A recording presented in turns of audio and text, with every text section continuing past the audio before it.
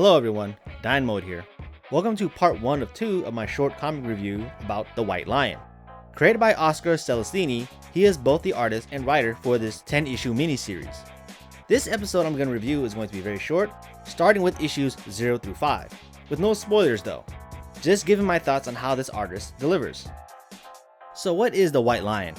It is an action-adventure title within the sword and sorcery genre, like classic pulp magazines and comics, Conan the Barbarian, but with heavy elements of the 1980s and 90s action cartoon elements and aesthetics like He-Man.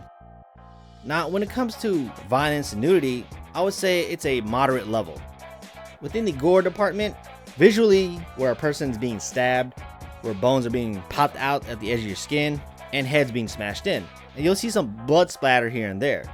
But the gore level is not like torture porn level, like say Mortal Kombat, where you see guts and entrails being splashed everywhere. Now, as for nudity, there are a fair amount of it.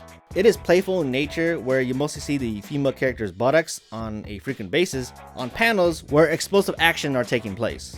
The artist does not linger on it too much, and it keeps it moving forward. So what is the White Lion story is all about?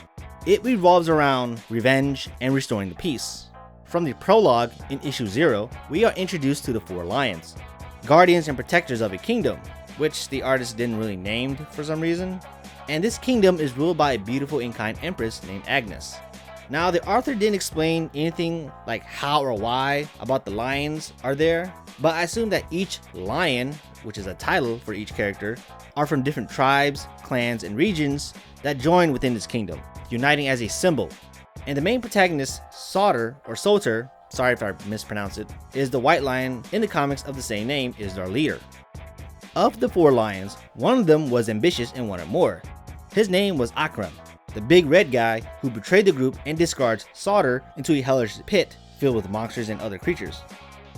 Alright, so issues 1, 2, and 3, it's a rocky start. It's rough. It's really rough because the pacing is all over the place. It's a bit of a mess, but at the same time, it's enjoyable because there's always action in each page coming after the next.